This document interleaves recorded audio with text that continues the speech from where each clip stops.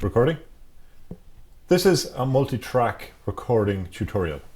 This is how you're going to record a full band performance ultimately into your software on your laptop. So you're then going to mix and master that recording later. The scenario here is one vocalist, one acoustic guitarist, an electric guitarist, a bass player and a drums.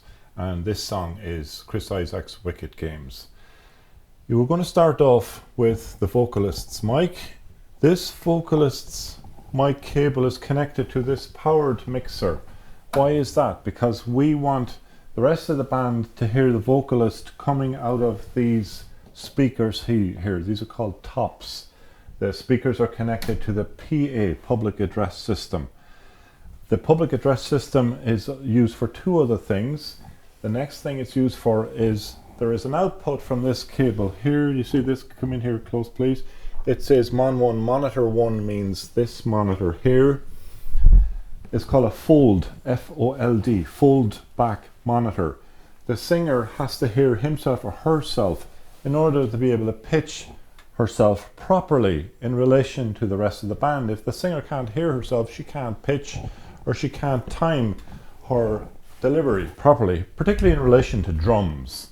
And she will pitch herself according to the electric guitar, the acoustic guitar and the bass guitar. That's where she gets her pitch reference. So the fullback monitor helps her hear herself.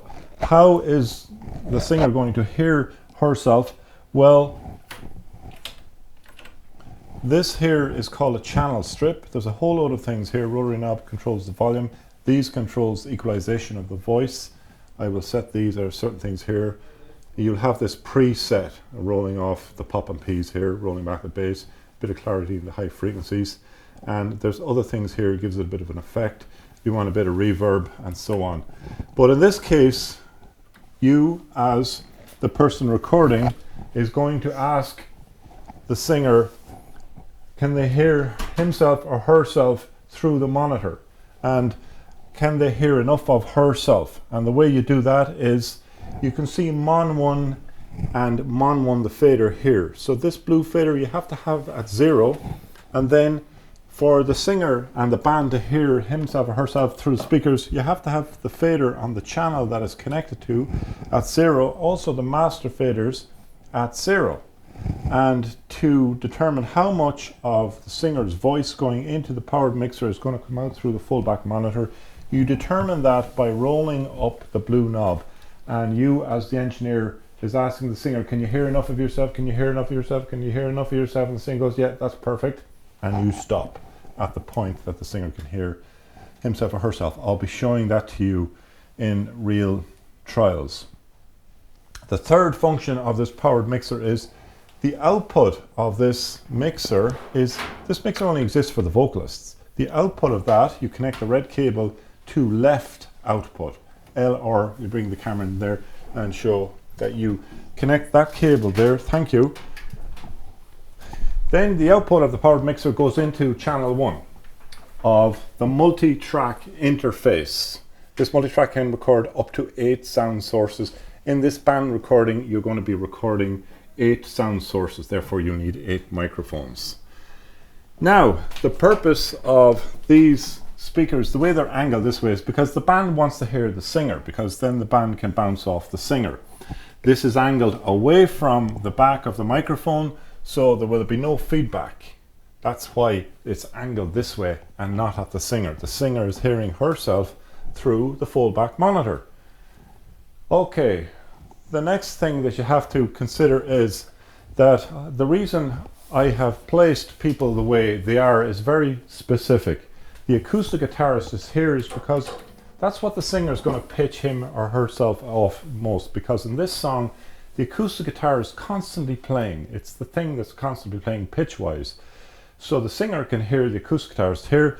There is a microphone here. The singer is going to hold the acoustic guitar like this, and the engineer is going to place the mic at a 45-degree angle to where the neck meets the body, like that. That's the best position. Here, body, neck, 45-degree angle to that point. That's the best place to record instruments. Also, you notice it's the back of this is facing the speakers, so there'll be no feedback. Also, it's angled sort of away from the drums, so the drums won't be bleeding in spill. You come down here to the bass cabinet. We have this mic'd up. This is called a cabinet. People refer to them amps. It's most accurately called a bass cabinet.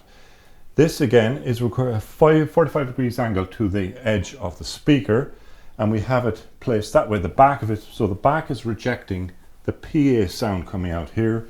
It's also, insofar as possible, rejecting the drums. It's all about rejection of what you don't want and obviously what you want. Same thing with, look at this, electric guitar mic. So the idea is that it's rejecting the back of it insofar as possible as rejecting the PA sound, and it's also rejecting the drums, but it's still at 45 degree angle. You can get it close to the grill like that. The drums, we don't have them at the moment, but we're going to have 4 microphones over the drums, 2 overheads. They're pointing down like that, 1 on the snare and 1 on the kick, 4 microphones.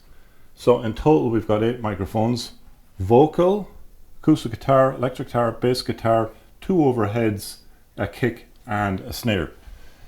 We have all of those cables connected to our microphones that are placed all over the place.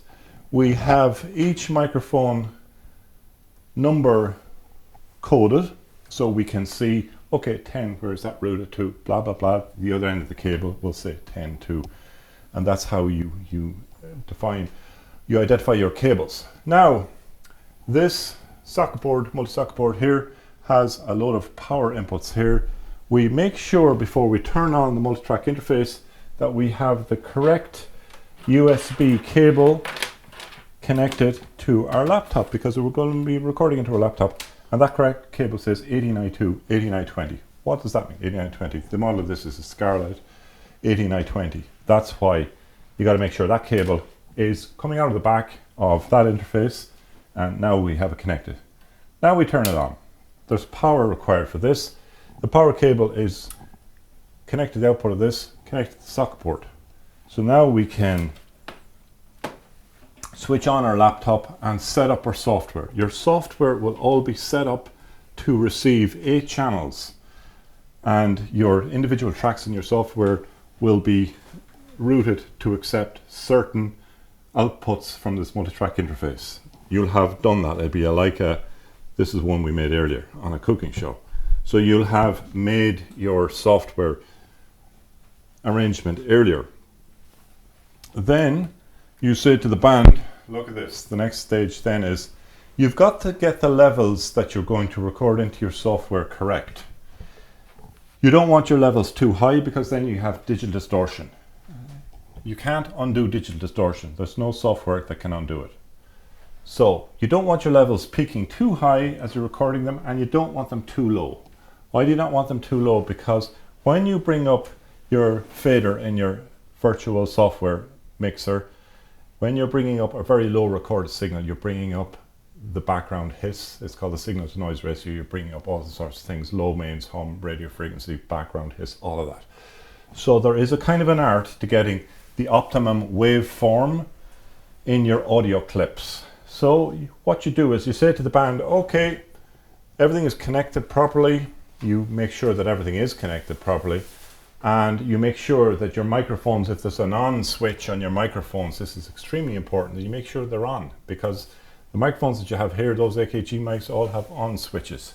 So you're going, oh, there's no signal, why is there no signal? Because you don't have the on switch on in your microphone. So then you say to you, okay guys, can you go for a rehearsal now? Sorry, before that, extremely important that you've set your levels of your electric guitar amp and your bass amp properly, so the rest of the band can hear yourselves, so you can hear yourselves playing. And when you have set that level, do not touch it. Have it set a few hours before, have it set the day before. Take a photograph of the settings, because people come around, somebody says, oh, I like a bash on the electric guitar. They change all the settings. Somebody might have overdrive dialed in or something because they're messing around with something and they've upset the settings. The tone that you're going to use for this song is very specific on electric guitar, so you're going to have to figure that out. I'll help you with that. Set and forget. do not be dicking around with your settings, because you're creating a serious problem for yourself and the sound engineer. So when everybody can hear themselves, the bass player is going to be playing off the drums on the kick. Nikita will be talking to you about that. It's a very specific dum, dum, dum, which mirrors the kick drum. So that's why you're placed beside the drums, because you'll be looking at the kick and locking into Amy on drums, or Eli or myself, whoever's on drums. So the next stage then, as I said, you say to the band, can you do a rehearsal please? And as they're doing a rehearsal, you're going to make a recording of them doing a rehearsal. So then you set your levels. You go, okay, there's the vocal preamp. You set the preamp there. I've got my vocal level correct. Now I've got my acoustic guitar, second channel. I go, okay. Now I'll say to Andrew, don't move in general from where you're sitting, because don't forget this microphone is picking you up. So if he decided to move vastly this way, it's going to affect the recording. So he'll be mindful of that. You kind of have to be, not kind of, you have to be mindful of the microphones as a performer, because sort of mindful. So then I'll say to Eli, can you do your thing? And I'll be here, I'm recording his input there, and I'm making sure he doesn't peak. And I know the song, I know the material. It's not a very dynamic, dramatic song.